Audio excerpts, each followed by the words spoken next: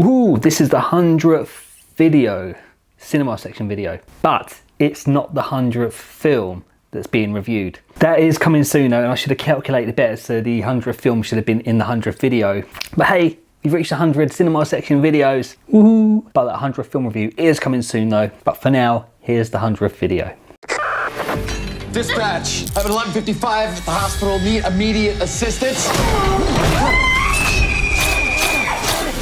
Why are you doing this to me?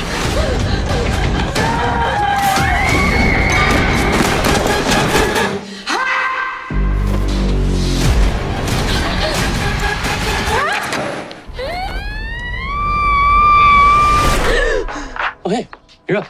I folded your pants for you. No way. Dude, did you hit that or what? Ryan, I'm back. Undulate people! Who's this crazy white girl?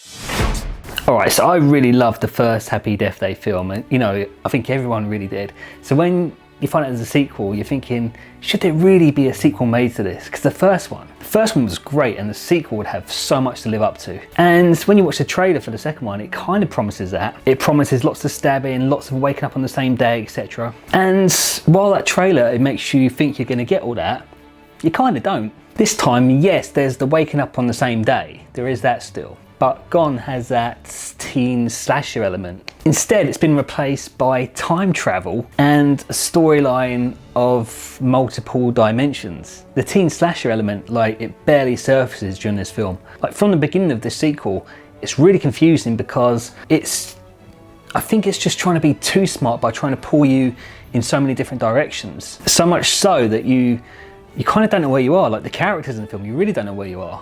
But eventually you find out which direction you're going to go in and what it's all about. But when you do finally figure out which direction it's going in, it just becomes like a comedy time travel film.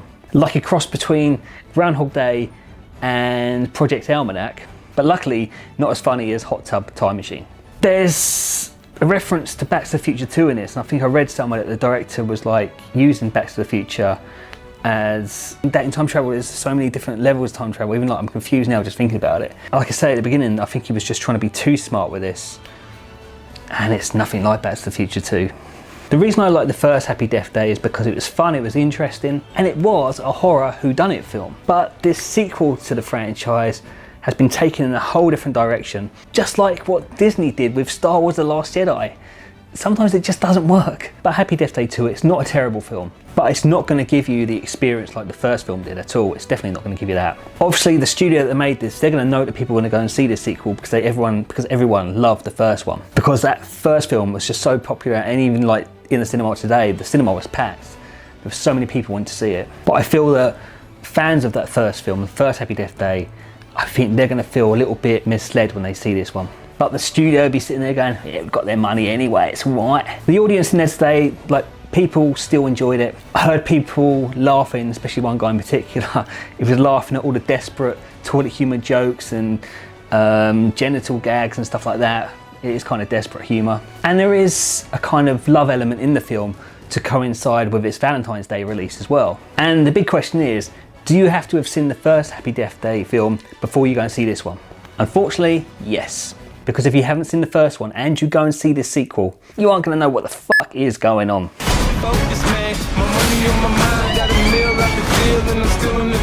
I don't stop the killer, more people will die. If I die again, I could stay dead. Failure's not an option. All right, let's see what you got.